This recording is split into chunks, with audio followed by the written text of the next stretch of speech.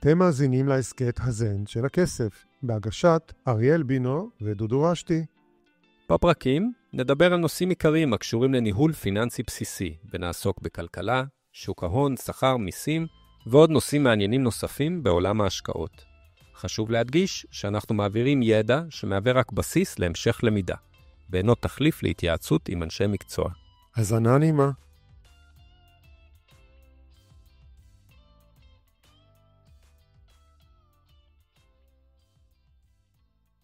אהלן אריאל. היי דודו. אנחנו היום עושים פרק המשך לפרק קודם שעשינו בנושא השקעות בנדל"ן. כן, היה מאוד מעניין הפרק הראשון. היה מאוד מאוד מחכה מעניין. לשמוע את ההמשך. כן, אני חושב שישבנו בשונה מהפרקים הקודמים ביותר האזנה מאשר שיחה. זאת אומרת, יותר האזנו לדברים המאוד מאוד מעניינים, שעוזי, האורח שלנו, והוא גם האורח שלנו בפרק הזה, ואני מניח שאנחנו בעצם מפליגים לפרק דומה היום. מצוין. אז אנחנו בעצם סיימנו את הפרק הקודם בנושא של מימון, ודיברנו קצת על כל העולם הזה של המימון, בעיקר בשוק האמריקאי, אבל הוא גם נכון ברמה העקרונית גם לשווקים אחרים. אז קודם כל בוא נגיד שלום לעוזי. היי עוזי. אהלן. היי עוזי. אז החזרנו אותך לכאן שוב, להמשיך את הנושא שהתחלנו אותו. אז עוזי, זה פרק שני שאנחנו מארחים אותך, אז למאזינים שלא הקשיבו לפרק הראשון, אולי תציג את עצמך. שלום לכולם עוד פעם. עוזי זיו, עוסק בהשקעות בנדל"ן בצפון אמריקה מאז 2002. החברה שלנו נקראת Sage Equities, וההתמחות שלנו היא בתחום של המגורים להשכרה, ואנחנו פועלים בהיקפים מאוד משמעותיים בצפון אמריקה. כפי שתשמעו, יש לנו הרבה מה להגיד על התחום. ואני ממליץ לכל המאזינים שמאזינו לפרק הזה קודם לפרק הראשון, ששווה מאוד גם להקשיב לפרק הראשון, ששם יש מידע מאוד חשוב שהוא בסיס, אני חושב, להבנה של הפרקים האחרים שאנחנו מדברים בהם על נדל"ן. ולמי שיש לו סבלנות, יהיה גם פרק שלישי. ולהזכיר לך, בעצם סיימנו את הפרק הקודם בהתחלה של נושא רחב מאוד שנקרא מימון. ומה שנשאר לי כשאלה, אני מניח שזה שוב חלק מהסתכלות רחבה על העולם הזה, זה מהם עלויות המימון הסבירות. זו שאלה שהיא לא מנותקת מהקונטקסט של הנכס ושל ההשקעה, אבל בוא ניקח כמה דוגמאות כדי להסביר את האוזן. בוא נחזור אפילו לדירה בפתח תקווה. היא עולה לנו 3 מיליון, מזכירים אותה ב10,000 שקל בחודש, והלכנו לבנק, והבנק הציע לנו ריבית של 10% בשנה. אז ב10% בשנה כדאי להגיד לבנק, בוא אני אתן לך את הכסף ותשלם לי גם 10%, ולא נקנה דירה בפתח תקווה. אבל בעצם המימון הוא מורכב מכמה פרמטרים. הפרמטר הראשון הוא שיעור המימון. כלומר, איזה אחוז ממחיר הדירה הבנק מוכן לתת לך, ואיזה אחוז בכלל מומלץ לקחת. אנחנו בדירה בפתח תקווה, הבנק הוא ידיד, כי הוא עוזר לנו לחלק את הסיכון, אבל ככלל אצבע, נקודת השיווי משקל צריכה להיות סביב 65% מימון. למה? כי אתה רוצה לוודא שהנכס שאתה קונה מסוגל באופן עצמאי לשלם את החזרי המשכנתא. אני אתן דוגמה מספרית שזה יהיה ברור. קנינו את הדירה בפתח תקווה והעלתה לנו 3 מיליון שקל וקיבלנו 65% במספרים עגולים 2 מיליון שקל הלוואה. הריבית, נבחר מספר ואחרי זה נגיד מה ריאלי ומה לא ריאלי. נניח שהריבית היא 5% לשנה. כל הנתונים שאנחנו מדברים הם נתונים שנתיים. נניח שהריבית היא 5% ובואו גם נקל על עצמנו ונגיד שההלוואה היא מחזירה ריבית בלבד. אין מרכיב של קרן, תכף נדבר על איך מחשבים את ההחזר. אז ב5% בשנה זה 100,000 שקל בשנה, על הלוואה של 2 מיליון, ובעצם, אני מזכיר, הנחנו שהנכס מייצר שכר דירה של 10 או 11,000 שקל בשנה. ואם אנחנו מדברים על 100,000 שקל בשנה, זה כ8,500 שקל בחודש. זה אומר שאנחנו פחות או יותר מאוזנים. וגם תמיד צריך לזכור שתמיד יש הפתעות. הדוד דולף, הנכס לא מוזכר כל השנה, אלא מוזכר 11 חודשים בשנה. למה ככה? כי הדייר הבריז או לא מצאנו דייר. בכל אופן, נקודת המוצא שלנו כקונה שהוא משקיע, היא שעשינו את ההשקעה, ומעכשיו ההשקעה מבחינתנו היא דבר שאנחנו לא מזרים לו כסף. כי אם אנחנו צריכים להזרים לו עוד כסף, אז בעצם ההשקעה שלנו יותר גדולה ממה שתכננו. מזה נגזר מה שאמרתי לפני 2 דקות, וזה מה שיעור המינוף. במילים אחרות, ניקח הלוואה שמתאימה לכושר ההחזר של הנכס.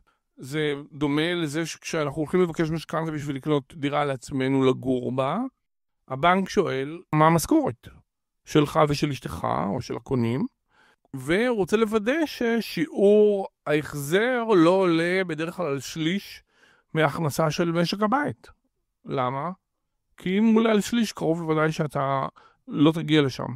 לא יש לך כסף לחיות. אז בעצם השאלה הראשונה היא שיעור המינוף. מה גודל ההלוואה הנכון? בדרך כלל ה-65% האלה זה מספר נכון. עכשיו, לפעמים כדאי לקחת הלוואה של 80%. למה? כי אני מצפה לעליית ערך מאוד מאוד גדולה. אם אני בטוח שתהיה עליית ערך, ואני מוכן לקחת את הסיכון הזה, אז זה נקרא הלוואה יותר גדולה. אבל צריך להבין שברגע שעוברים איזושהי נקודה, קרוב לוודאי 60-65% זאת הנקודה, ההלוואה הופכת להיות ממשהו שמתחלק איתנו בסיכון, לסיכון בפני עצמו. ולכן הרבה אנשים נופלים במקום הזה, הם לא עושים לעצמם את החשבון, או עושים איזו אקסטרפולציה, מניחים הנחה לגבי עליית ערך לא הגיונית, ומה שקורה להם זה שהם מוצאים את עצמם כעבור שנה, במצב שהם לא יכולים לשרת את החוב, הנכס לא מייצר את ההכנסה שהם חשבו, ואז או שהם מאבדים את הנכס כי הבנק לוקח להם אותו, כי הם לא עומדים בהחזרי ההלוואה, או שהם נאלצים למכור אותו בעצמם בהפסד במחירה מהירה. אז לא להתפתות לזה שאם הבנק מציע הלוואה גדולה, אז כדאי לקחת הלוואה גדולה. צריך לזכור שיש איזושהי נקודה שבה ההלוואה הופכת להיות דבר מסוכן. ככלל האצבע, בין 50-65% אתה במקום בטוח.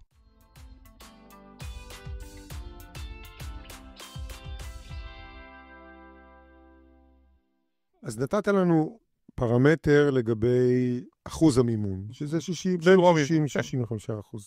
בוא נדבר קצת על גובה הריבית לעומת החזר השכירות. הרי הם תמיד באים אחד מול... תמיד הולך ביחד.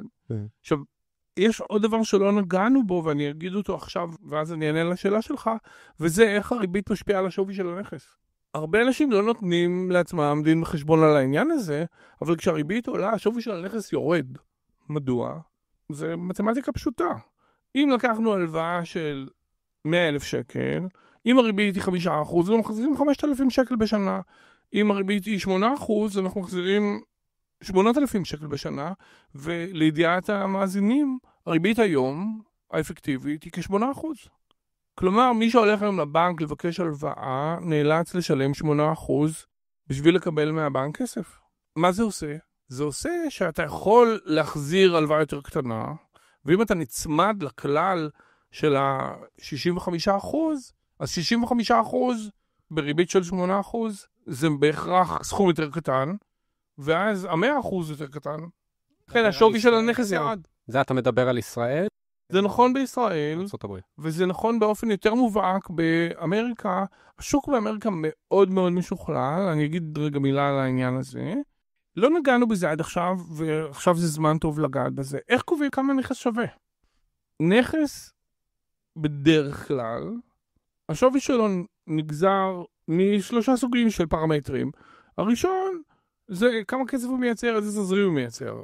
אנחנו קוראים לתזרים הזה NOI באנגלית, או ראשי תיבות של Net Operating Income, שזה במילים פשוטות סך כל ההכנסות, פחות סך כל ההוצאות התפעוליות שקשורות לנכס, בלי להתייחס למימון כרגע. ניקח דוגמה שזה יהיה ברור, הדירה בפתח תקווה עלתה 3 מיליון שקל, והיא מייצרת 120,000 שקל בשנה, ובואו נניח לצורך השיחה שאין הוצאות, כלומר, אני הבעלים מחזיק את הדירה, היא מוזכרת, הדייר משלם את ה-120,000 שקל שלו בשנה, וזה לא צריך לתקן שום כלום, ואין לי שום הוצאות נלוות, מה שלא נכון אף פעם, אבל זו לך דוגמה. אז ה-NOI שלנו, ה-Net Operating Income, סך כל ההכנסה התפעולית, היא 120,000 שקל. ה-NOI הזה הוא פרמטר למדידת השווי בשיטה של cap rate, כלומר של היחס בין ה-NOI למחיר ששילמת.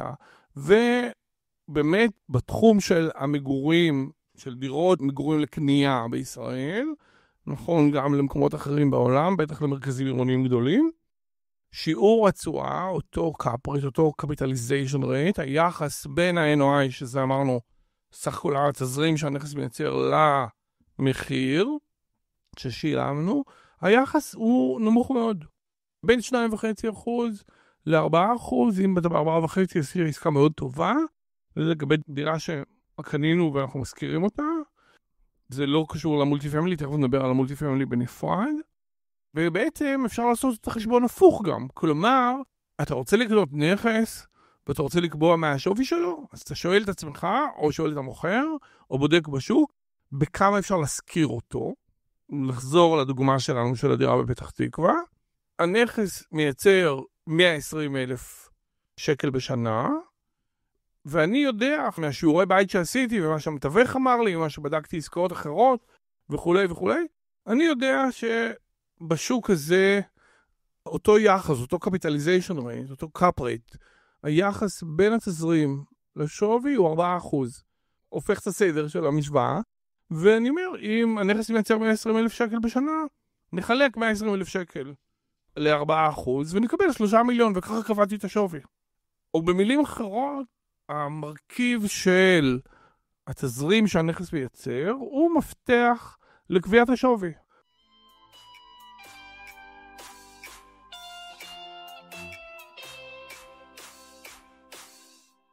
עכשיו, אני רוצה להשתמש בדוגמה הזאת רגע בשביל להדגים עליית ערך. קניתי את הדירה בפתח תקווה במחיר של 3 מיליון, והיא מוזכרת ב10,000, אבל אני יודע שהדירה באותה קומה, הדירה הסמוכה, שהיא דירה זהה, הבעלים שלה הוא קנה אותה חצי שנה לפניי, קנה אותה באותו מחיר, נגיד, לצורך השיחה, שיפץ אותה ועכשיו הוא מקבל עליה 12,000 שקל במקום 10,000. אז פתאום ה-120,000 שקל שלי הפכו ל-144. ואז אני יודע לעשות לעצמי את החשבון. בואו נעשה אותו רגע ביחד. אם אני אומר שקניתי ב3 מיליון, לצורך השיחה השקעתי עוד 100,000 שקל, ועכשיו הדירה עלתה לי 3.1, 3 מיליון 100,000 שקל, אבל אני אחרי השיפוץ אקבל שכר דירה שהוא גבוה ב-20%, אז אני לוקח את ה-144,000 שקל בשנה, ומחלק את זה ל4%, ויוצא לי 3 מיליון 600, והרווחתי 500,000 שקל על הדירה. אז אני יודע לעשות את החשבון הזה, לפי השכר דירה שאני עתיד לקבל, כי יש איזשהו מפתח שקושר בין התזרים, בין השכר דירה, לבין השווי. וזה הקאפ רייט. הקאפ רייט הוא בעולם של שוק ההון, שאתם מדברים עליו בפגישות האחרות שלכם, מוכר כמכפיל. למה? זה ההופכי של הקאפ רייט. כלומר, כשאנחנו אומרים קאפ רייט של 5, כלומר, היחס בין ה-NOI לבין השווי הוא 5%, המכפיל שעומד מאחורי הדבר הזה, התוצאה, היא אותה תוצאה, זה מכפיל 20. למה? כי 1 לחלק ל5% זה 20, ואם ניקח את ה-NOI, נכפול אותו ב-20, נגיע לאותו דבר.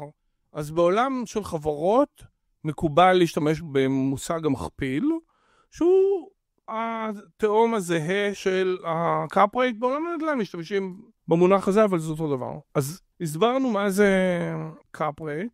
זה חשוב להבין את המושג הזה, וכמו שנגעתי קודם, אני אחזור על זה כי זה חשוב, הקאפ רייט קשור לריבית.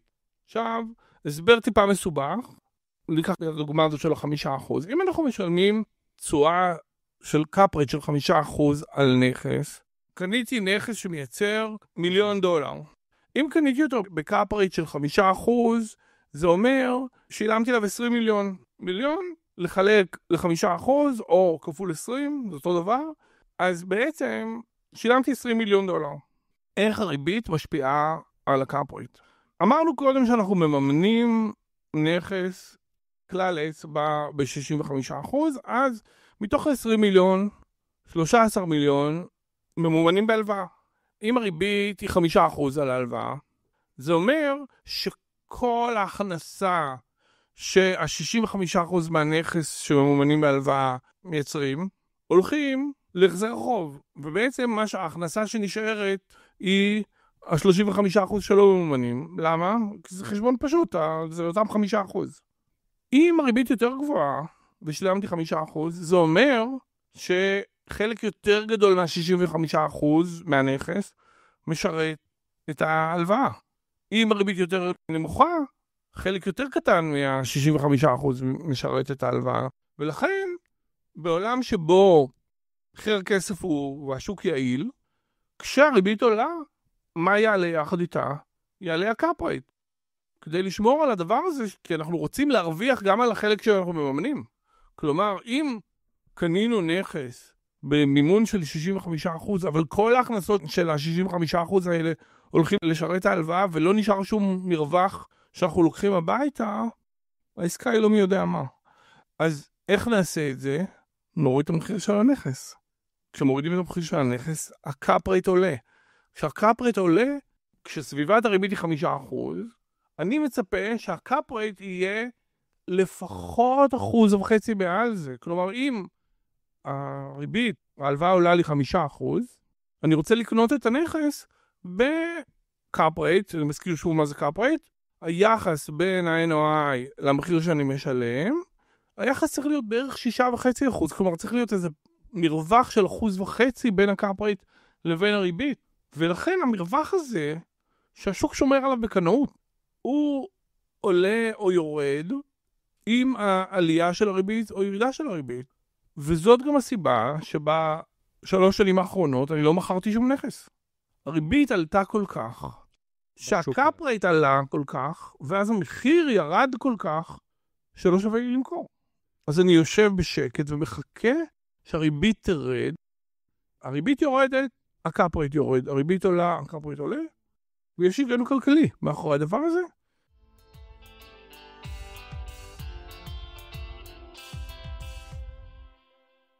אתה מדבר על ריבית. איזה ריבית אתה מתכוון? יש ריבית קבועה ויש ריבית משתנה. ואנחנו תמיד רוצים, כמו שאמרתי בפגישה הקודמת, אנחנו רוצים לייצר לעצמנו ודאות. איך אתה מייצר ודאות בעולם של מימון? אתה מתממן בהלוואה בריבית קבועה. ואז שערות שמתחוללות בחוץ, הן לא צריכות לעניין אותך. סגרת עם הבנק שאתה משלם לו הלוואה בריבית של 5% ל10 שנים, זה שבינתיים הריבית עלתה, ירדה, זה לא מעניין אותך. החיסרון העיקרי של מה שאמרתי כרגע, זה היעדר גמישות. קיבוע הריבית מנטרל את היכולת לצאת מההלוואה לפני סוף תקופת ההלוואה. הריבית שאנחנו מדברים עליה בארצות הברית, היא בדרך כלל בעולם הזה של ההלוואות המסובסדות שדיברנו עליהן בפגישה הקודמת, הן הלוואות שמחושבות על פי האג"ח של ממשלת ארצות הברית, וזה קשור לתקופת ההלוואה. אתה רוצה הלוואה ל10 שנים, אז זה האג"ח ל10 שנים. כי כמו שאתם יודעים, זה מדובר בהלוואות שהן back to back לאג"ח עצמו. ובממוצע צריך להניח שמדברים על האג"ח ל7 שנים, שם כולם מסתובבים. בדרך כלל מה שאני ארצה לעשות זה לקחת הלוואה שאני יכול לצאת ממנה. למה? כי אני, כמו שאמרתי קודם, קונה את הדירה בפתח תקווה, משפץ אותה, מזכיר אותה, ויש לי עליית ערך, אני רוצה לקטוף את עליית הערך הזאת. אני יכול לקטוף את עליית הערך אגב בשתי דרכים. אחת זה למכור, והשנייה זה להגדיל את ההלוואה. אתם זוכרים שאמרנו שהיחס האידיאלי הוא 65%. נחזור לדוגמה של הדירה בפתח תקווה. אם אתם זוכרים את הדוגמה, קנינו דירה ב3 מיליון, קיבלנו הלוואה של 2 מיליון מהבנק, השקענו עוד 100,000, אז עכשיו יש לנו נכס שההוצאות שלנו עליו הם 3.1, וההלוואה היא בערך 66%, 65%. אבל אחרי שהזכרנו אותה להוא שמוכן לשלם יותר, עשינו חשבון לפי הקאפ רייט שהיא שווה 3.6.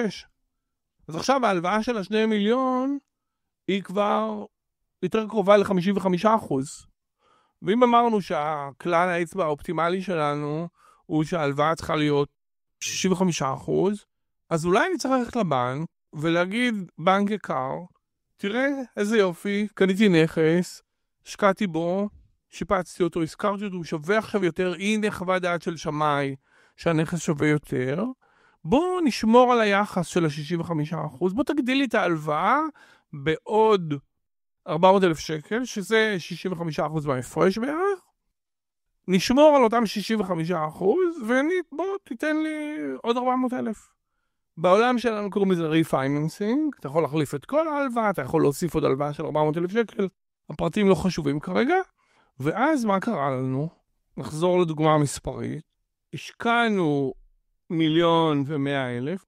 קנינו ב3 מיליון, הוספנו 100,000 לשיפוץ, הבנק נתן לנו 2 מיליון, והבאנו 1,100,000 מהבית, לקחנו הלוואה מאמא, מדודה ומהחבר מהצבא, ועכשיו עברה חצי שנה, ואנחנו יכולים להחזיר לאמא, או לדודה, נודניק כזה שכל פעם מתקשר לי על מה קורה עם הדירה בפתח תקווה, להחזיר לו את 400,000 שקל שלו, ושיסתום ולהסיק לנג'ס. ובעצם, עכשיו ברצינות, הקטנו דרמטית את הסיכון. בואו נחשב רגע את הקטנה של הסיכון. היה לנו חשיפה של 100,000, והחזרנו 400,000. בעצם הורדנו את הסיכון ב-35%, משהו כזה. וזה מה שאנחנו רוצים. בעולם אידיאלי, אנחנו רוצים לחזור לפעולה הזאת אינסוף פעמים, ולהיות במצב שבגלל שיש עליית ערך, אני מסוגל ללכת לבנק שוב ושוב, ולספר לו כמה אני נהדר וכמה הנכס שלי עלה בערכו, ולשמור על אותם 65%, לא למתוח את המינוף, כמו שאמרנו קודם, לא להגיע ל-80%. אבל לממש את עליית הערך, בעצם למכור לבנק חלק מעליית הערך, ואם יש לך מזל ואתה עושה את זה נכון, וקנית בזמן נכון והכל בסדר, זה יכול לקחת 3 או 4 שנים, וכל ההון העצמי שלך יחזור. כלומר, תשב על נכס, ששווה הרבה יותר ממה ששילמת עליו, עכשיו זה נכס חסר סיכון, כי מה אנחנו מסכנים? מסכנים את הכסף שהבאנו מהבית, את ההון העצמי שלנו. בשנייה שהחזרנו את כל ההון העצמי, עכשיו יש לנו נכס שהתשואה עליו היא אינסופית. כי כבר אין לנו השקעה בנכס הזה. זה נדל"ן.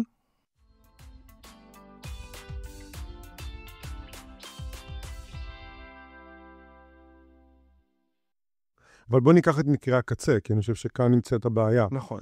הבעיה נמצאת במקומות שבהם משהו משתבש. אז בואו נדבר על הסיכון. אז אריאל שאל לפני כמה דקות, על איזה סוג ריבית אנחנו מדברים, ואני אמרתי, יש ריבית קבועה וריבית משתנה. יתרונה הגדול של הריבית המשתנה הוא גם חסרונה.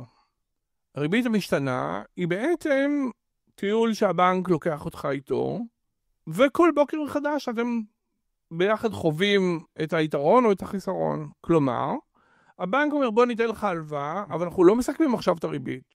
הריבית תהיה לפי איזשהו מדד שאנחנו נחליט עליו, ומה שהמדד הזה אומר, זה מה שאתה תשלם. בואו נתרגם את זה רגע למילים פשוטות. הריבית יכולה לרדת, ויכולה גם לעלות. מתי הריבית עולה? הריבית עולה כשיש אינפלציה, כשיש מלחמה, מחזיר אותנו על הבחירה של שוק שהוא יחסית יציב, שאולי לא נתון לטלטלות מהסוג הזה, אבל בשורה התחתונה, אם תכננת לקנות משהו ולשלם בריבית של 3%, ועשינו את החשבון הזה קודם, נכון? אמרנו, ניקח הלוואה, היא תהיה 65% מהנכס, זה יהיה התשלום החודשי, אבל עכשיו הריבית עלתה מ-3% ל-6%, הכפילה את עצמה. קרו שני דברים. דבר ראשון זה שההוצאה שלך על הריבית הוכפלה. הדבר השני, שהוא יותר גרוע מהדבר הראשון, זה שהשווי של הנכס ירד, והסברתי קודם את הקשר בין השווי של הנכס אז בשוק שהוא לא יציב, בשוק אינפלציוני, בשוק יורד, אתה לא רוצה להתממן בריבית משתנה. אם אתה יכול. אם אתה יכול. חשוב להגיד, את היתרון של הריבית המשתנה, היתרון הגדול של הריבית המשתנה, זה שאם אתה יודע שהסקל שלך הוא מאוד קצר, ברמה טובה של ודאות יודע מתי יהיה האקזיט שלך ויודע לצפות את הריבית שתהיה, אולי כדאי לך לקחת את הסיכון, כי היכולת לצאת מההלוואה בלי לשלם כנס, מתי שאתה רוצה, מיד אני אסביר גם מה זה העניין של הכנס, שווה הרבה מאוד כסף. כי זה מאפשר לך לבחור את נקודת היציאה, מתי שנוח לך. לעומת מצב שבו אתה עם ריבית קבועה, אז גידרת את הסיכון לחלוטין, כי הריבית קבועה, אבל עכשיו, אם אתה רוצה לצאת מההלוואה, לא משנה למה, הבנק אומר על כיפק, אבל אני בניתי על זה שהכסף הזה הוא יהיה אצלך עוד 10 שנים, מגיע לי עוד $1.5 מיליון ריבית, אין בעיה, תצא מההלוואה, אבל תביא לי את הריבית. ובמילים אחרות אתה תקוע איתי עד סוף ההלוואה. עכשיו, לכל דבר כזה יש כמובן איזשהו פתרון. אתה לוקח הלוואה בריבית משתנה, אתה יכול לגדר את עליית הריבית. זה עולה כסף, שווה זהב. אם אתה נכנס ומגדר בזמן הנכון, אתה חוסך המון כסף. אם אתה מגדר כשכבר השוק במגמת עלייה, לא עשית כלום, כי העלות של הגידור היא בעצם הפרש בין הריבית היום לריבית בעתיד. לא ניכנס לזה יותר מדי טכני, אבל המימון הוא קריטי וחשוב מאוד לפני שנכנסים לעסקה, כן להבין איזה סוג של הלוואה אתה לוקח. ההלוואות שדיברתי עליהן קודם, המסובסדות, של פני ופרדי בארצות הברית, הן הלוואות שבהן אתה יכול ליהנות מכל העולמות. נראה לי שיש כאן אלמנט של סובסידיה, אז הוא בא לידי ביטוי גם בדרישות לביטחונות יותר נמוכים, ובאופן כללי הם עובדים באופן מאוד לטובת הבעלים, כי המטרה היא להיות לטובת הדייר. והכל יורד בסוף למטה לדייר.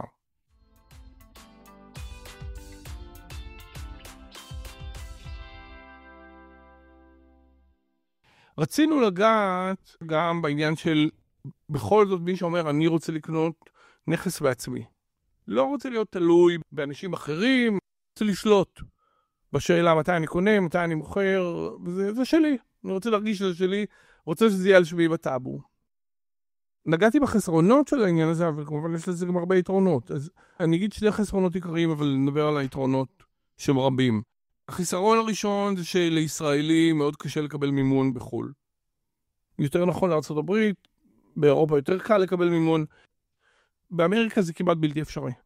לקבל מימון אם אתה לא אזרח אמריקאי, או אם אין לך איזשהו מישהו שהוא הספונסר שלך, שהוא בעצם נותן לך גיבוי, שזה סוג של ערבות. וכיוון שהנחת המוצא היא, אני רוצה לעשות את זה לבד, אז תניח שאם אתה קונה דירה או בית לבד באמריקה, קנית את זה בהון עצמי ללא מימון. או שלקחת הלוואה כלשהי בארץ, ואז אתה יכול לקחת אותה. נכון, אבל אז שהיית צריך לשעבד נכס נוסף.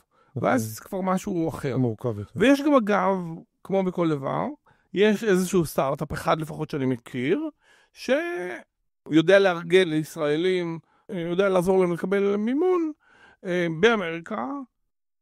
וזה הלוואות יקרות. כן, וזה יותר יקר, נכון, אין ארוחות חינם, אז זה יותר יקר.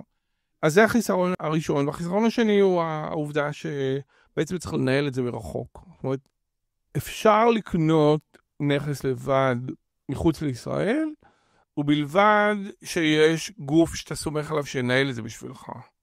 שזה משהו בחול הוא יותר משוכלל מאשר בארץ, העניין של חברות ניהול. זה תעשייה שקיימת, יש אותה גם בארץ, אבל מקטן. אגב, יש הרבה ישראלים שחיים באמריקה ועושים בדיוק את זה. זאת אומרת, מנהלים פורטפוליו של נכסים. גם לזה יש חיסרון, אני אגיד מה החיסרון. כשמנוהל פורטפוליו של נכסים, אבל שכל נכס הוא בבעלות של מישהו אחר, אז אתה חשוף רק לנכס שקנית. בוא ניקח דוגמה של פורטפוליו של 100 דירות או 100 בתים, שכל אחד הוא בעלים אחר של דירה אחרת, אז עכשיו בא דייר, לאיזה דירה ישלחו אותו? אם אתה בעלים במשותף עם אחרים ב100 דירות, במולטי פמילי, לצורך העניין או לא במולטי, לא משנה, אבל זה במשותף, אז אתה יש לך חתיכה בכל דירה, ולא אכפת לך אם הדירה הזאת מוזכרת, זאת מוזכרת, אז זה חיסרון. תפעולי, אי אפשר לדעת איך זה מתנהל הדבר הזה. היתרון הגדול, ראשית, זה שאם הכל בסדר, בדרך כלל בדברים האלה עושים תשואות יותר גבוהות, מעל 10% בשנה. וזו חוויה נדל"נית נחמדה, כי אתה מגלה שבארץ המחירים הם במיליונים רבים, בשקלים, אבל פתאום באמריקה, אני הזכרתי את זה קודם כמה פעמים, $100,000, $200,000 אפשר לקנות משהו ראוי למגורים, לא איזה חורבה. המחירים הם דרמטית יותר זולים בארצות הברית, אני לא מדבר על מנהטן, אבל אתה יוצא טיפה ממנהטן, ומה שאני אוהב לקרוא אמריקה האמיתית, המחירים הם לא דומים לכלום. יותר זולים מירוחם, אני לא צוחק, יותר זולים מירוחם. אני אגיד כלל המפתח זה שיהיה מישהו מקומי שאתה סומך עליו, שילך לבדוק שהדוד דולף, וידאג לגבות את השכר דירה עם הצ'ק של הדייר חזר, וידע אולי לפנות את הדייר אם הוא עושה בעיות. כלל אצבע, כמה השירות הזה עולה? הייתי אומר, לפחות 8% מההכנסות, יכול להגיע ל-15%, תלוי מה זה כולל. יש הרבה מאוד שחקנים שהם one stop shop, והם יארגנו לך הכל, יארגנו לך את הקנייה, ימצאו את המתווך שיזכיר, ימצאו את המתווך שימכור, יביאו את השיפוצניק, יעשו את הכל בשבילך, ואם בוא נניח, הנחת העבודה צריכה להיות, שכמו שאמרתי, התשואה ברוטו, היא יכולה להיות מעל 10%, אבל לכל נכס יש את הענייני התחזוקה שלו, וצריך להניח שהנכס לא 100% מושכר, וצריך להניח שיש כ-20% מהתקציב ברוטו, מפוטנציאל ההכנסות, שהוא עלות הניהול או עלות התחזוקה במשולם. זה עדיין שווה. למי שזה מעניין אותו. מי שהוא נמשך על זה, יש אנשים שלהימצא בקבוצה ולא להחליט, להיות פסיביים, זה לא מתאים להם. אלה שרוצים להיות אלה שמחליטים, אלה שיש להם יותר נטייה לנדל"ן, אלה שזה מעניין אותם, להתעסק בזה, אפשר לעשות את זה ואפשר להרוויח.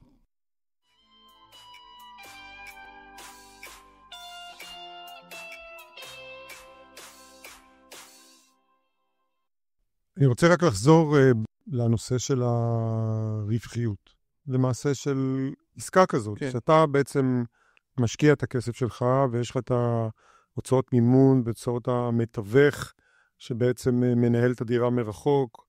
אתה צריך בסופו של דבר לבנות לזה שבתזרים, יש לך תזרים חיובי, כי לבנות רק על עליית ערך, בשוק שהוא לא ברור תמיד, זו טעות גדולה מאוד. זאת אומרת, הרבה אנשים קונים דירה, מתוך מחשבה שהשוק ימשיך לעלות, זה כמו שוק המניות.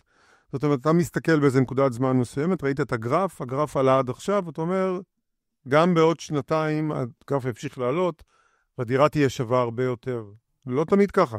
בטח בשווקים שאתם לא מכירים אותם, שאין לכם שום מושג על איך שווקים מתנהלים, אז תמיד לזכור שמהיום הראשון, במקרים כאלה, אתה צריך להיות עם תשואה חיובית, ואתה צריך להגדיר מה זה תשואה סבירה מבחינתך. האם 2% תשואה זה תשואה סבירה? אני חושב שכלל הברזל בשוק זה מינימום 5%. זאת אומרת, אם אין לך תשואה שנתית של 5%, אל תיכנס לעסקה, ואל תבנה רק על החלטה ספקולטיבית, שהערך של הדירה יעלה, בלי שעשית כלום, בלי שהשבחת, בלי שהשקעת, קנית דירה, היא תמשיך לעלות. בשוק המולטי פאמילי זה טיפה שונה, אז אולי רק נדבר על איפה כדאי להיכנס. אני אגיד באמת שיהיה איזשהו מפתח כמותי, מה אני מצפה מעסקה כשאני מחליט לעשות אותה. אז אני רוצה לראות עסקת השבחה, כלומר לקנות נכס, לשפץ אותו ולמכור אותו, אני רוצה לראות שבסופו של דבר, בטווח של 5 שנים, מהיום שקניתי, מייצר למשקיעים מכפיל שהוא קרוב ל2 על הכסף. במילים פשוטות, מי שהשקיע $1,000,000 יקבל חזרה $2 מיליון לפני מס. ואחרי כל העמלות, ניתן זה אולי בדוגמה של מספרים של אנשים צעירים, מי שהשקיע $100,000 יקבל חזרה $200,000. $100,000 הנוספים שהם רווח, הם עשויים מתזרים שוטף, דיברנו על זה קודם, ומעליית ערך. שילוב של שניהם, ויכול להיות שגם בדרך אני אעשה ריפייננס, נגענו ככה בשתי מילים, אם יש עליית ערך משמעותית, אני רוצה לתפוס אותה, והדרך לתפוס אותה זה בעצם למכור לבנק חלק מעליית הערך על ידי הגדלת ההלוואה, ולחלק את העודף התזרימי למשקיעים. אז אני אגיד ככלל האצבע, עסקה שאני יודע שבטווח של 5 שנים אני יכול לעשות קרוב להכפיל את הכסף, זו עסקה שיכולה לעניין אותי. יש הרבה מאוד הנחות בתוך הדבר הזה, אבל זה מדד טוב. ואז על פני 5 שנים, יש פה מדד שלא דיברנו עכשיו שנקרא IRR, זה שיעור התשואה הפנימי של העסקה. זה אומר שבמספרים כאלה, קרוב לוודאי שהעסקה תייצר סביב 15% לשנה. שאלה אם זה 17 או 14, הוא בעיקר תלוי בשאלה מתי הכסף מגיע. ככל שהוא מגיע יותר קרוב ליום שהשקענו בו, אז אנחנו נייצר IRR יותר גבוה, ולהפך. בדרך כלל כשאנשים מדברים על תשואות או IRR, הכוונה היא לאחרי עלויות, אבל לפני מס. לפני מס, נכון. זה אצלך בבנק, אחרי שהיזם קיבל את כל העמלות שלו, את כל התשלומים שהוא זכאי להם, אבל לפני מס.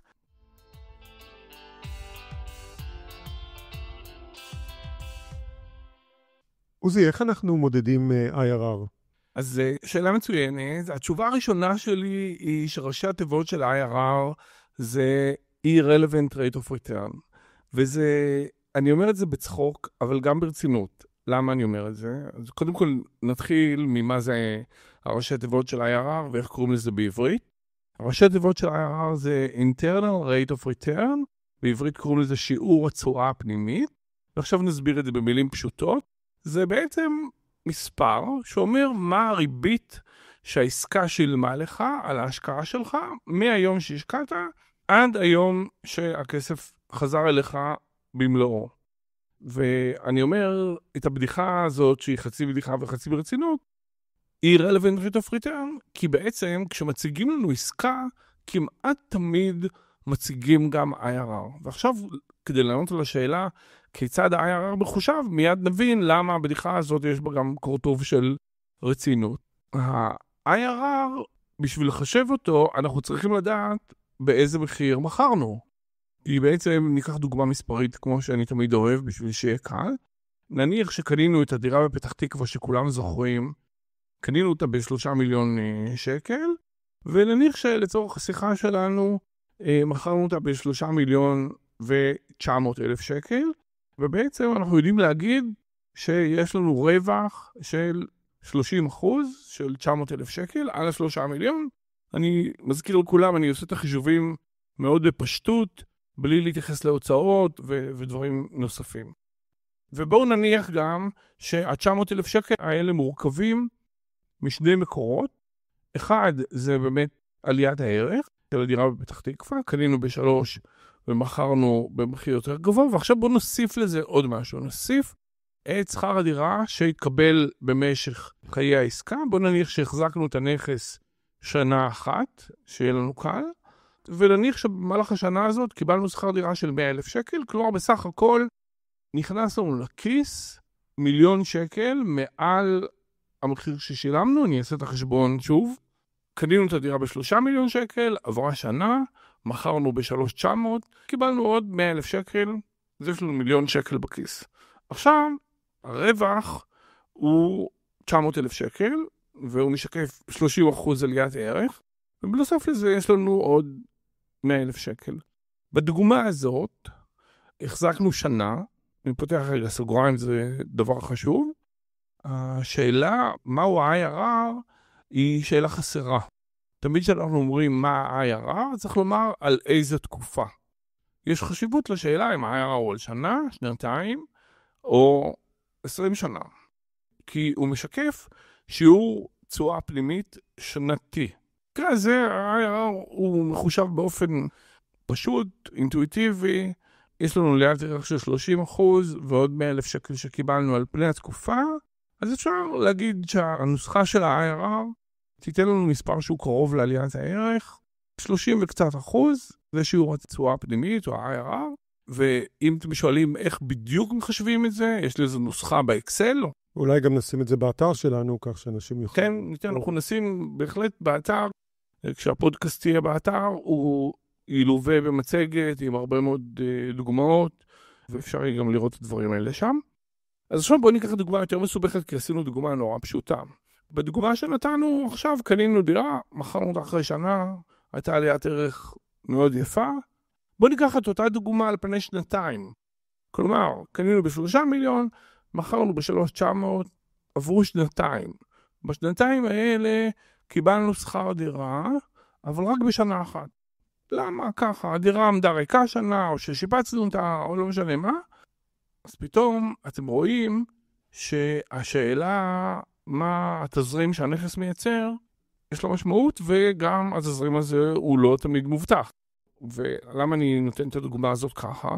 כדי שכולנו נזכור שאנחנו עושים לעצמנו חשבון של נכס מניב, צריך לקחת בחשבון את האפשרות שהנכס לא יהיה מאוכלס בכל התקופה, או במילים אחרות, ההנבה היא עלולה להיות בחסר. ותמיד נכון להניח שהנכס לא מניב כל השנה, לשאלה באיזה חלק בתקופה הוא לא מניב, כאן בכוונה נתתי דוגמה קיצונית, ש50% מהזמן, שנה שלמה הוא עומד ללא הנבה, זו דוגמה קיצונית, בדרך כלל נכון להניח ששיעור התפוסה יהיה קרוב ל-90%. כלומר, 10% מהזמן הנכס או לא ימושכר, או שיהיו הוצאות שקשורות לנכס ושהם יפגעו בהנבה, והתוצאה של זה תהיה 90%. אז זה חוזר לדוגמת ה-IRR בעצם, נעשה רגע חשבון בקו ישר, ואחר כך נבין איך נוסחת ה-IRR עובדת. בחשבון בקו ישר, שזה חשבון של ממוצע פשוט, יש לנו רווח במחירה של 900,000 שקל, זה עדיין אותם 30% על המחיר ששילמנו, אבל עכשיו זה על פני שנתיים. אז התשואה השנתית היא 30% לחלק לשתיים. אז פתאום אנחנו ב-15% לשנה. ואם נוסיף לזה את דמי השכירות שקיבלנו, אז יהיה לנו טיפה מעל 15%. ועכשיו אני רוצה להגיד משהו על נוסחת ה-IRR, בלי להיכנס יותר לקרביים שלה. נוסחת ה-IRR גדולתה בזה שהיא יודעת לקחת בחשבון את השאלה לא רק כמה כסף קיבלנו, אלא גם מתי קיבלנו אותו. בואו נסביר רגע את העניין הזה. בואו ניקח את הדוגמה שכרגע עשינו, ונבין מה המשמעות של העיתוי. זה די אינטואיטיבי שככל שאתה מקבל את הכסף יותר מוקדם, ה-IRR שלך יהיה יותר גבוה. מדוע? כי הכסף שאתה מסכן היה פרק זמן יותר קצר בנכס, וכתוצאה מזה שקיבלת החזר משמעותי מהנכס, בנקודה מוקדמת בזמן, יכולת לעשות משהו אחר עם הכסף, וכמובן הקטנת את הסיכון. ואז המשמעות של זה היא שה-IRR שלך הוא יותר גבוה. בעולם אידיאלי, קנינו את הנכס ביום ראשון, וביום שני מכרנו אותו במחיר שציינתי, 3,900, ובעצם הגענו לסיטואציה שבה הרווחנו 30% ביום אחד, והתשואה השנתית שלנו היא תהיה אינסופית, ובעולם אידיאלי אנחנו יכולים גם להקטין את החשיפה שלנו לנכס על ידי זה שאנחנו נעשה לו מימון מחדש למשל, ואז יקבל חלק מההשקעה או את כל ההשקעה בחזרה, דיברנו על זה קודם. אז נוסחת ה-IRR אומרת, אני מניחה שככל שהכסף חוזר אליך יותר מוקדם, התשואה שלך יותר גבוהה. ולכן השאלה מתי הכסף חוזר משפיעה באופן דרמטי על ה-IRR, איפה אנחנו רואים את זה? אנחנו רואים את זה בעיקר בעסקאות שבהן אין הנבה. נכס בבנייה, או נכס שעמד ריק תקופה ארוכה, לא ייצר שכר דירה, ומכרנו אותו בתום התקופה, הוא ייצר רווח, אבל ללא הנבה, ואז ה-IRR יהיה יותר נמוך. אני חושב שעוד נקודה חשובה שהייתי מוסיף, הסיבה שאנחנו משתמשים ב-IRR זה כי אנחנו רוצים גם להשוות את זה לאלטרנטיבה. האלטרנטיבה זה להשקיע למשל במדד SP 500. נכון שה-IRR הוא המדד שעוזר לנו להגיד, אוקיי, אם היינו שמים את הכסף בפיקדון, אם היינו שמים את הכסף בבורסה, אם היינו שמים את הכסף בהלוואה, מה האלטרנטיבה? זה נותן לנו מדד שנתי שבנדלן צריך שיהיה אותו, כשתקופות ההחזקה הן יחסית ארוכות, אז זה עוזר לנו למדוד. אני מזכיר עוד פעם שכמעט תמיד הנתון הזה נודע לנו רק בדיעבד, כלומר רק אחרי שמכרנו, ואני חוזר על מה שאמרתי בתחילת הדברים, irrelevant rate of return, כיוון שבזמן שמציגים לנו את הנתון של מהו ה-IRR, מדובר בתחזית. הבן אדם שמציג לנו, היזם, מי שמעודד אותנו להשקיע, וגם אנחנו לעצמנו, לא באמת יודעים באיזה מחיר למכור. עד שנמכור לא נדע. אפשר להניח, אפשר להשתכנע בדרגת הוודאות של ההנחות וכו' וכו', אבל הנתון של ה-IRR הוא נתון שצריך להאמין לו רק במבט לאחור, לא במבט קדימה. במבט קדימה אפשר להאמין לו, אבל עם קמצוץ מלח. אני רוצה להוסיף משהו שכבר אמרתי, אבל אף פעם לא אמרנו את זה ביחד עם ה-IRR, וזה המכפיל. דיברנו על המכפיל, ומדד חשוב מאוד בהקשר של ה-IRR זה גם מה המכפיל. והמכפיל אומר, אוקיי, תעזבו אותי רגע מהתשואה לשנה, תגידו לי פי כמה קיבלתי ממה שהשקעתי. זה רלוונטי בעיקר להשקעות ארוכות טווח, להשקעות שבהן לא הייתה הנבה ולכן ה-IRR נמוך, אבל אם המכפיל הוא גבוה, אז זה עוזר לנו להבין שעשינו הרבה כסף. במסגרת מושגי היסוד שלנו, cash on cash זה מושג חשוב מאוד, שנוהגים גם להשתמש בו הרבה, והוא בעצם מדד להנבה.